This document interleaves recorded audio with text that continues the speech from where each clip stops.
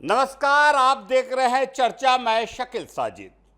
नए साल का पहला जाम आप ही के नाम। जी हां, रायपुर में न्यू ईयर से पहले पुलिस ने अफीम की तस्करी का मामला पकड़ा है। Anti crime and cyber unit और डीडी नगर थाना पुलिस की संयुक्त टीम ने एक व्यक्ति को अफीम के साथ रंगे हाथ गिरफ्तार किया। आरोपी के पास से अफीम के अलावा मोबाइल फोन जब्त किया गया। जब्त सामान की कुल कीमत करीब 5.5 लाख रुपए बताई जा रही है। गिरफ्तार व्यक्ति की पहचान दिलबाग सिंह 55 साल निवासी पार्थिवी प्रोविंस सरोना थाना डीडी नगर के रूप में हुई है। पुलिस को सूचना मिली थी कि पार्थिवी प्रोविंस के आगे सड़क किनारे एक व्यक्ति अफीम लेकर कहीं जाने की तैयारी में है।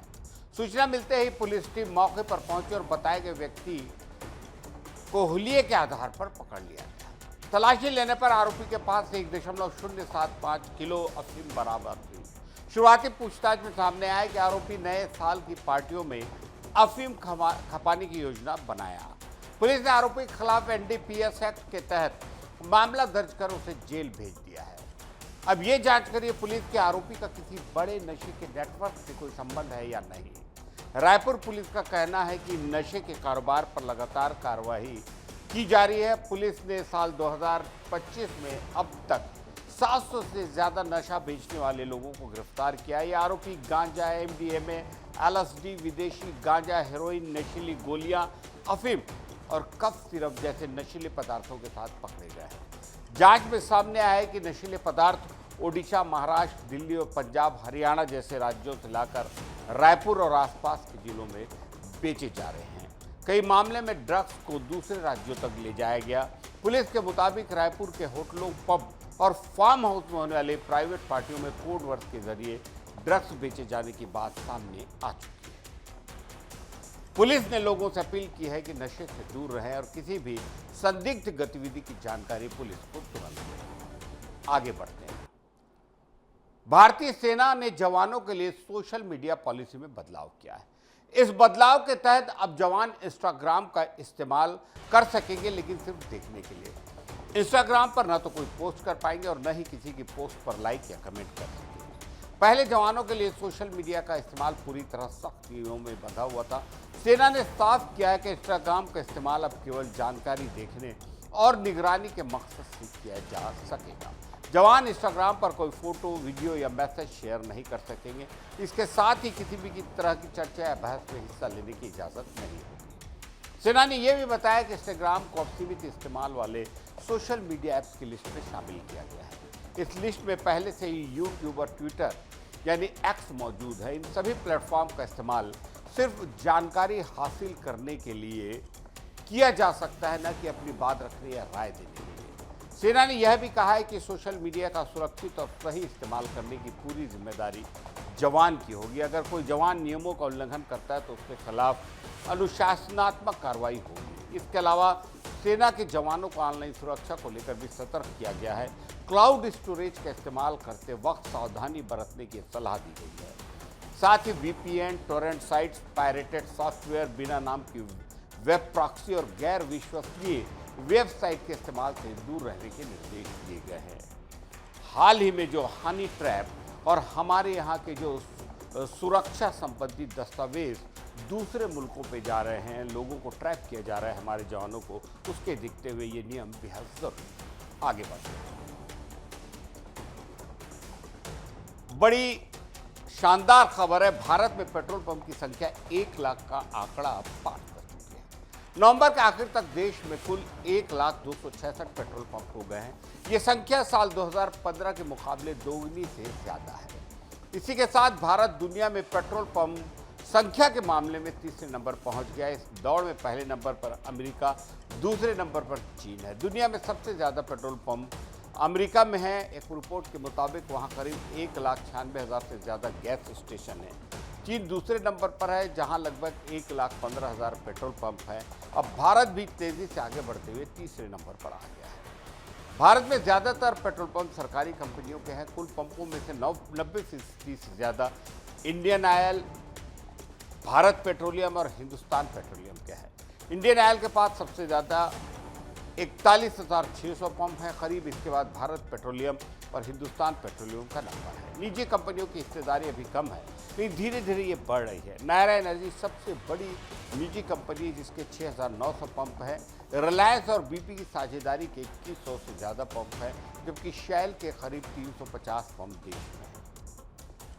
पेट्रोल पंप की संख्या बढ़ने की एक बहुत बड़ी वजह वाहनों की संख्या में तेजी से बढ़ोतरी है। सरकार और सरकारी कंपनियों ने खासकर हाईवे और ग्रामीण इलाकों में नए पंप खोले हैं, ताकि लोगों को आसानी से ईंधन मिल सके। ग्रामीण इलाकों में भी पेट्रोल पंप तेजी से बढ़े। अब कुल पेट्रोल पंपों से करीब 29-29% गाँव में है, जबकि एक दशक पहले यह आंकड़ा सिर्फ 22% था। इससे गांव में रहने वाले लोगों को काफ़ी सुविधा मिली है। अब पेट्रोल पंप सिर्फ पेट्रोल और डीजल तक सीमित नहीं है। कई पंपों पर सीएनजी की सुविधा है और इलेक्ट्रिक गाड़ियों के लिए चार्जिंग स्टेशन भी है। यानी पेट्रोल पंप अब धीरे धीरे नए जमाने के हिसाब से बदल गए हैं। हालांकि निजी कंपनियों के इस सेक्टर में टिके रहना आसान नहीं है। इसकी वजह ईंधन की कीमतों पर सरकार का नियंत्रण है। कई बार सरकारी कंपनियां लागत से कम दाम पर तेल बेचती है, जिससे निजी कंपनियों को नुकसान होता है। साथ ही पंपों की संख्या बढ़ने से प्रति पंप बिक्री भी कम हो रही है, जिससे कुछ जगहों पर घाटा देखने को मिल रहा है। आगे बढ़ते हैं। अमेरिका ने गुरुवार रात नाइजीरिया में आतंकी संगठन आईएसआईएस के ठिकानों पर हवाई हमला खोला। इस कार्रवाई की जानकारी खुद अमेरिकी राष्ट्रपति डोनाल्ड ट्रंप ने सोशल मीडिया पर दी। ट्रंप ने कहा कि नाइजीरिया में आईएसआईएस ईसाइयों को निशाना बनाकर लगातार हत्याएं कर रहा है, इसलिए कार्रवाई जरूरी थी। ट्रंप ने अपने पोस्ट में आईएसआईएस आतंकियों को कड़े शब्दों में बताया और कहा कि संगठन लंबे समय से बेगुनाह लोगों की जान ले रहा है। उन्होंने दावा किया कि अमेरिकी सेना ने इस ऑपरेशन में बेहद सटीक हमले किए हैं और कई आतंकियों को मार गिराया गया है। पोस्ट के आखिर में ट्रंप ने लिखा कि अमेरिका कट्टर आतंकवाद को कभी पनपने नहीं देगा। उन्होंने तंज भरे अंदाज में कहा कि सभी को क्रिसमस की बधाई। मारे गए आतंकियों को भी ट्रंप ने चेतावनी दी कि अगर ईसाइयों की हत्याएं जारी रही तो आगे और भी कड़ी कार्रवाई की जाएगी। अमेरिकी रक्षा विभाग के एक अधिकारी के मुताबिक यह हमला नौसेना के जहाज से दागी गई दर्जन से ज्यादा टॉम हॉक मिसाइलों से किया गया। ये मिसाइलें गिनी की खाड़ी से दागी गई और नाइजीरिया के सोकोतो राज्य में आईएस के 2 ठिकानों पर गिरी। ये इलाका नाइजर सीमा के पास है, जहां आईएसआईएस सहेल नाम का गुट सक्रिय है। अमेरिकी अफ्रीका कमान ने कहा है कि शुरुआती जांच में कई आईएसआईएस आतंकियों के मारे जाने की पुष्टि हुई है।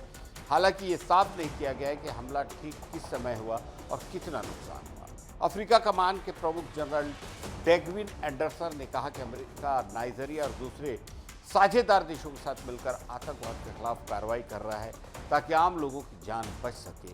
अमेरिका के रक्षा मंत्री पीट हेग्सेथ ने भी इस हमले की पुष्टि की और कहा कि यह कार्रवाई नाइजीरिया सरकार के सहयोग से हुई है। नाइजीरिया सरकार ने भी कहा कि हमला अमेरिका के साथ चल रहे सुरक्षा सहयोग का हिस्सा है। दोनों देश आतंकवाद से निपटने के लिए आपस में खुफिया जानकारी साझा कर रहे हैं, मिलकर रणनीति बना रहे हैं। हमले से एक दिन पहले ही ट्रंप प्रशासन ने नाइजीरिया को फिर से धार्मिक आज़ादी को लेकर चिंता वाले देशों की सूची में डाला था।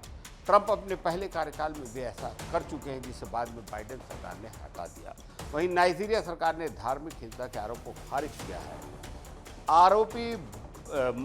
राष्ट्रपति बोला अहमद तिनुबू ने कहा कि उनका देश धार्मिक आज़ादी में विश्वास करता है और संविधान सभी धर्मों को बराबरी का अधिकार देता है। सरकार का कहना है कि आतंकवाद को किसी एक मजहब से जोड़कर नहीं देखा जाना चाहिए। नाइजीरिया में लंबे समय से हिंसा की तकलीफ बनी हुई है। देश की आबादी करीब 22 करोड़ है, जिसमें ईसाई और मुस्लिम समुदाय लगभग बराबर है। उत्तर पूर्वी इलाकों में बोको हराम और आईएस जैसे आतंकी संगठन सक्रिय हैं, जिन्होंने बीते कई सालों में हजारों लोगों की जान ली। इन हमलों में ईसाई और मुस्लिम दोनों ही शिकार हुए। इसके अलावा देश के कुछ हिस्सों में जमीन और पानी को लेकर चरवाहों और किसानों के बीच झड़पें होती रहती हैं। उत्तर पश्चिमी इलाकों में फिरौती के लिए अपहरण करने वाले गिरोह भी बड़ी समस्या बनी है। ट्रंप ने इससे पहले 2 नवंबर को नाइजीरिया को चेतावनी दी कि अगर ईसाइयों पर हमले नहीं रुके तो अमेरिका आर्थिक और सैन्य मदद रोक सकता है। उन्होंने यह भी कहा कि जरूरत पड़ने पर अमेरिका सीधे कार्रवाई करेगा।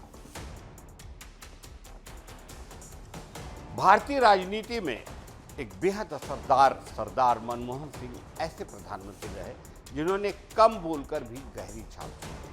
उनकी खामोशी पर हजारों सवाल उठे, लेकिन उसी खामोशी में उनके कई जवाब छुपे रहे।